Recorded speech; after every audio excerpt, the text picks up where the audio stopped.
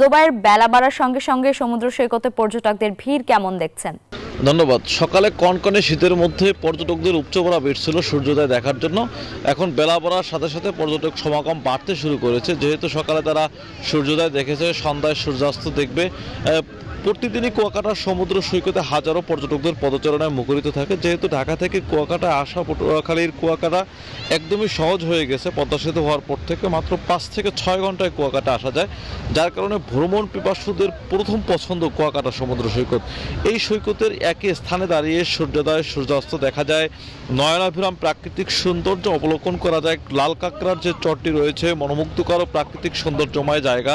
এখানে লাল কাঁকড়ার খুনছুটি ছোটাছুটি দেখতে মানুষ কিন্তু আনন্দ ঘন মুহূর্ত কাটায় সেখানে। এবং এই যে সৈকত দেখছেন, প্রায় 32 কিলোমিটার দীর্ঘ সৈকত। এই সৈকতে সারাদিন পর্যটকরা থাকেন, বিভিন্ন বয়সী পর্যটকরা, বিশেষ করে শিশু কিশোররা এই সৈকতে আনন্দ উল্লাসে মেতে ওঠেন এবং সৈকতের যে আছড়ে পড়া ঢেউ, এই ঢেউয়ের সাথে মিতালি করতে থাকেন পর্যটকরা। এবং এই সৈকতের ঢেউগুলো অত্যন্ত সুন্দর, এমন ঢেউ দেখলে মনে হয় যে কোনো চিত্রশিল্পীর অঙ্কন করা। আর এই ঢেউয়ের সাথে দোল খেতে থাকেন বিভিন্ন বয়সী নারী পুরুষ এবং শিশু কিশোররা।